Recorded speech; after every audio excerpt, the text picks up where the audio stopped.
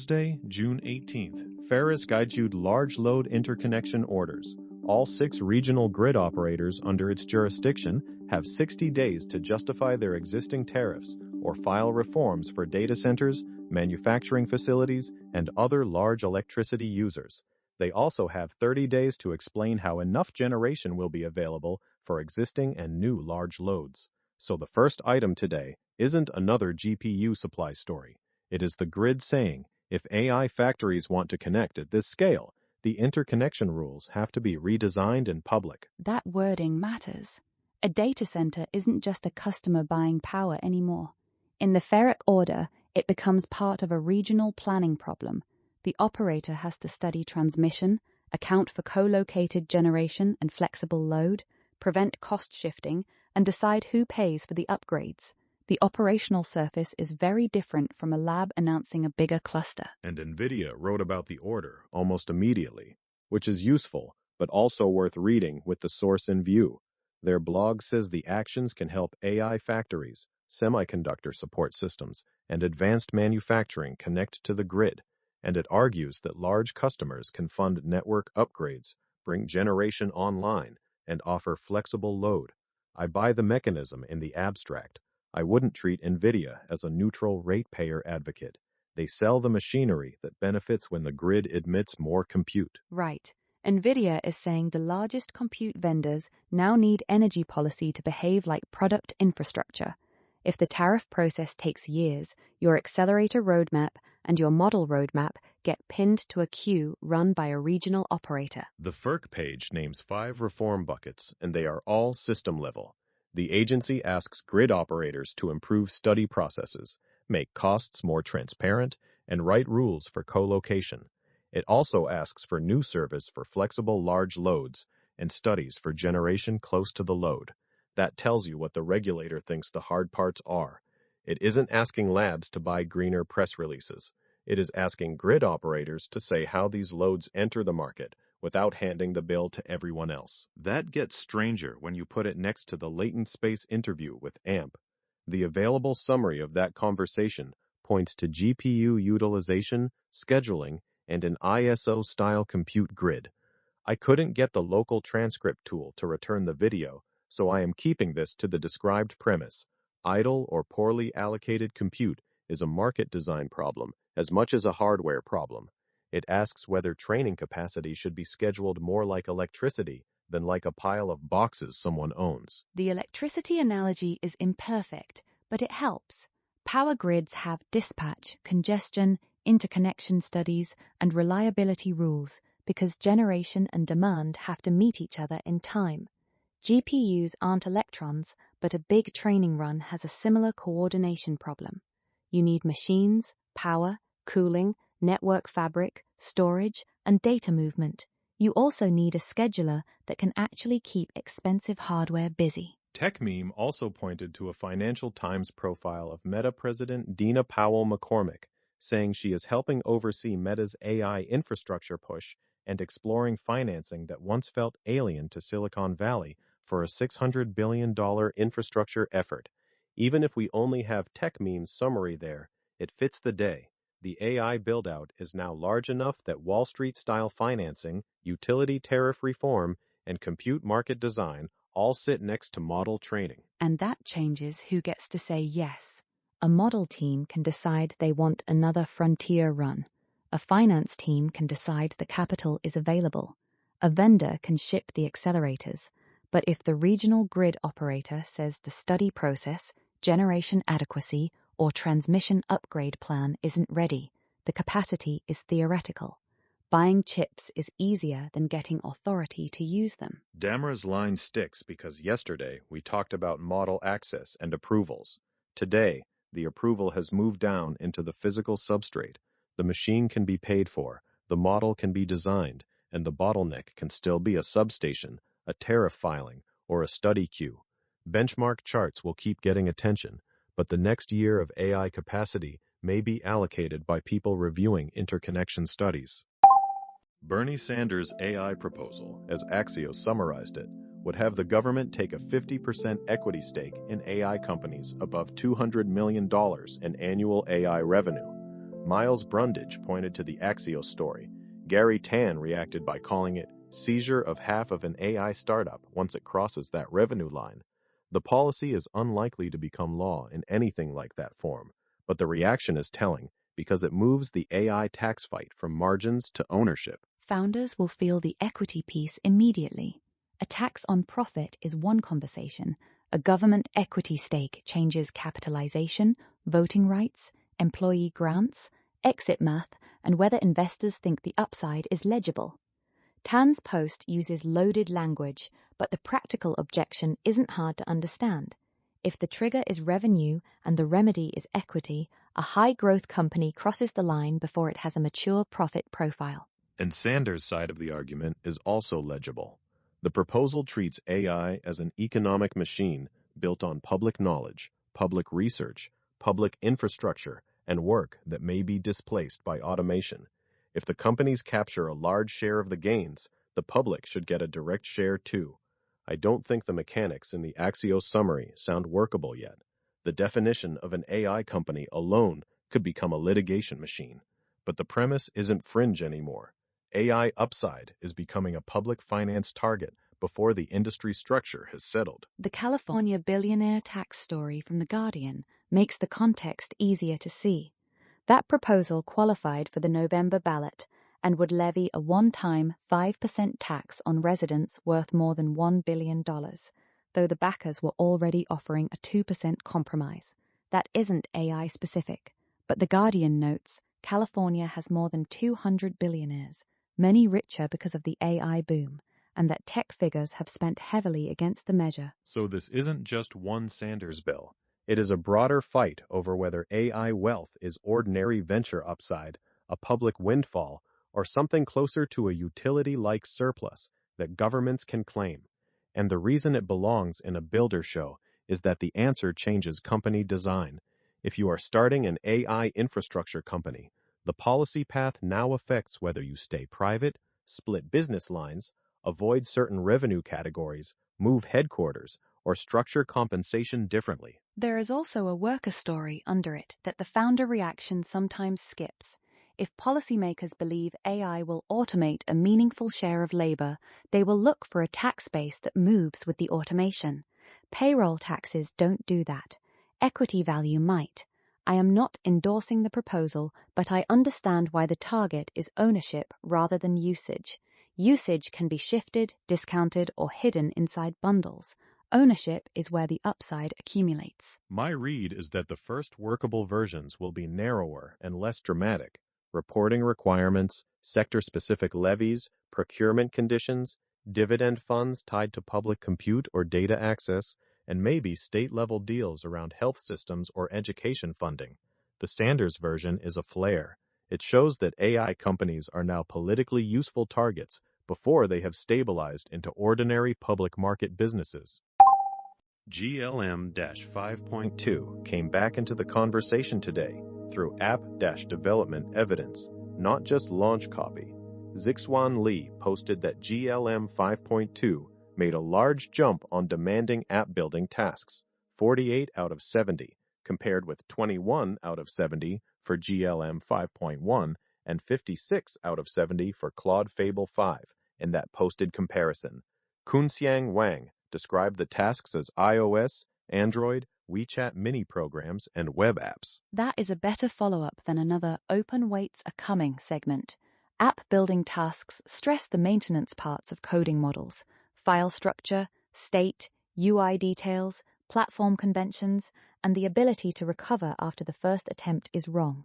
A model can look strong on isolated coding questions and still fall apart when the artifact has to hang together. The Hugging Face model page says GLM 5.2 is open weights, has a 1 million token context window, and is aimed at coding and long horizon tasks.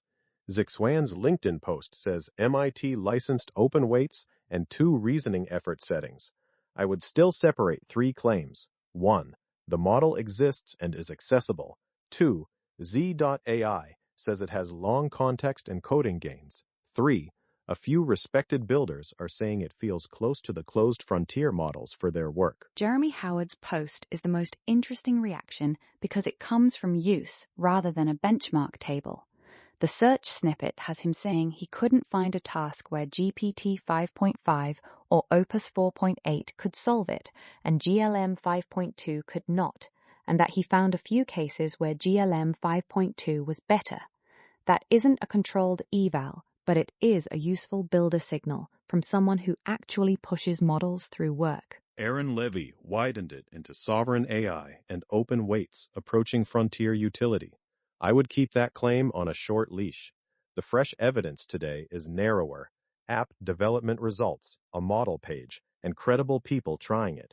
But narrow is enough.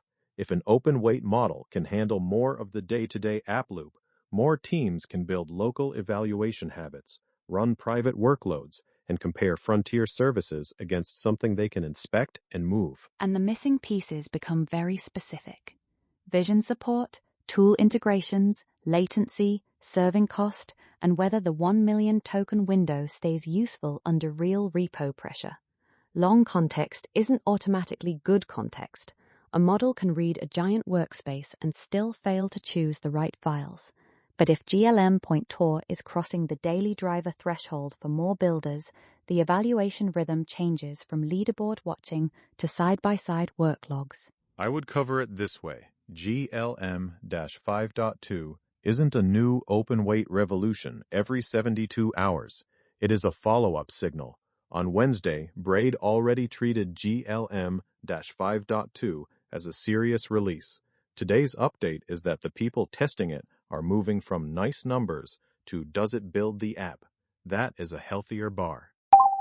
The ARXIV pile today had one cluster I think is worth carrying: agent authority. The first paper, Tool Priv Bench, asks whether agents choose higher privilege tools even when lower privilege tools are enough. In those cases, each low privilege and high privilege option can complete the task.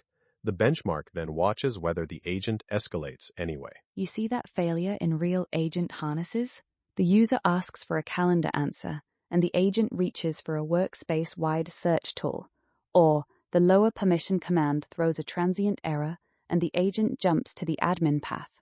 The paper's useful distinction is aggressive selection versus premature escalation after friction. Their numbers make the point without needing a grand theory.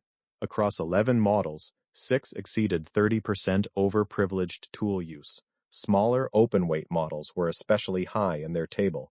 Claude 4.6 Sonnet, GPT 5.2, and GLM-5 were under 10% overall, but still had measurable cases.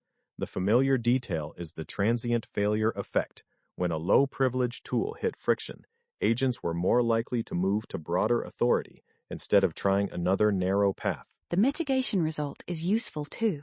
General safety alignment didn't reliably teach least privilege. In one comparison, a safety-aligned Quen variant improved on a harmful request benchmark, but got worse on overprivileged tool selection. That sounds counterintuitive until you remember that refusing harm and choosing minimum sufficient authority are different behaviors. The Sovereign Execution Broker paper takes the system side. Its claim is blunt. Production mutation authority shouldn't live inside a non-deterministic reasoning process. Their broker verifies a certificate and checks whether the requested mutation still matches the admitted contract. It also checks validity windows, policy epochs, revocation epochs, and live state drift before minting short-lived scoped credentials at execution time. A production version of the agent can propose, but it can't hold the keys only works if the deployment denies direct mutation from non-broker identities. If the agent wrapper still has standing cloud credentials, the certificate is just paperwork. The paper says that explicitly, and that is the constraint most toy demos avoid. Then the probabilistic policy paper is about verification when the predicates themselves are uncertain. Think personally identifiable information detection, or a declassifier that can be wrong. Existing Datalog-style runtime monitors tend to assume deterministic facts. This paper uses distributionally robust optimization to compute sound upper bounds on policy violation probability, even when you can't assume independence between predicates. The math is a mouthful, but the operator consequence is plain. If an agent handles ambiguous data, your monitor shouldn't pretend the classifier is a perfect oracle. It should carry uncertainty through the policy and still tell you a bound. Otherwise, you get a rule that looks formal and behaves like a vibe check. And NRT-bench is the evaluation counterweight. It puts a team of large language model agents in a simulated nuclear control room, gives adversaries multi-turn channels, and treats harm as loss of a simulator-derived critical safety function, not a judge saying the text looked dangerous. The reported attack success rates were in the high single digits to low teens across 4 operator models, and the paper says the failures barely overlapped across models. The warning is in the overlap. If failures barely overlap, swapping the model doesn't simply move you along one safety ranking. It changes which holes exist, and the paper says the same defense stack can help one model and hurt another. That means the evaluation harness has to travel with the model, the role design, and the defense configuration. You can't buy a model score and assume the system inherited it. So the craft lesson from the research cluster isn't agents are unsafe. It is more specific. Tool choice is authority choice. Runtime enforcement has to hold the credentials outside the model. Verification has to carry uncertainty. And evaluation has to measure what happened in the environment, not only what the transcript sounded like. The robotics batch was large today, so I am only taking one angle from it. A paper called Data Standards for Humanoid Robotics argues that physical AI meets standards for humanoid datasets, and it is a nice antidote to demo fatigue.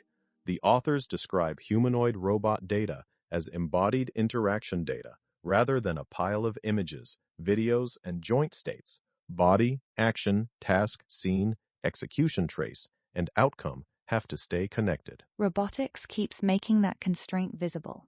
In text models, you can often pretend a sample is portable. In robotics, a camera frame without the robot's state and coordinate frame is almost meaningless. A force reading without contact geometry and timing isn't a reusable lesson. If the dataset loses calibration, units, synchronization, or the task outcome, it may still be large, but it is no longer a record another team can learn from. The same paper points to ISO work on humanoid robot datasets and says the standards need 2 layers. The first is horizontal infrastructure for lifecycle, metadata, provenance, quality, versioning, and traceability. The second is capability-specific grammar for manipulation, locomotion, human-robot interaction, cognition, and future tasks. I like that because it refuses the easy answer. The problem isn't only that robots need more data. They need data that can survive travel between bodies, labs, tasks, and time. Humanoid Everyday gives the concrete artifact underneath that argument. It includes 10.3 thousand trajectories, more than 3 million frames, and 260 tasks across 7 task categories. The dataset combines RGB, depth, LiDAR, tactile inputs, and natural language annotations. The paper also introduces a cloud evaluation platform where researchers can send policies to be run on a controlled humanoid setup. That is an attempt to make comparison less dependent on who happens to own the robot. And the limitations are as useful as the dataset. The humanoid everyday authors say current imitation policies still struggle with the hardest categories, including loco manipulation and high-precision tasks. In one example, almost all policies could lift a rose, but failed to insert the thin stem into a vase. That is a wonderfully specific robotics failure.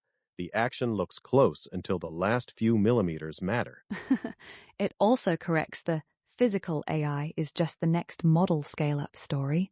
The model can understand the instruction, the robot can move, the dataset can be big, and then the stem still misses the vase because perception, contact, control, and recovery didn't line up precisely enough. So the day ends where it began, with infrastructure that is harder to see than the object it enables. Compute needs interconnection rules and schedulers. Agent systems need authority boundaries and verification. Robots need data standards that preserve physical meaning.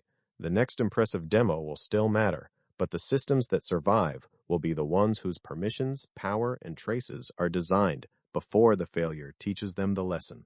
Lenar Kess.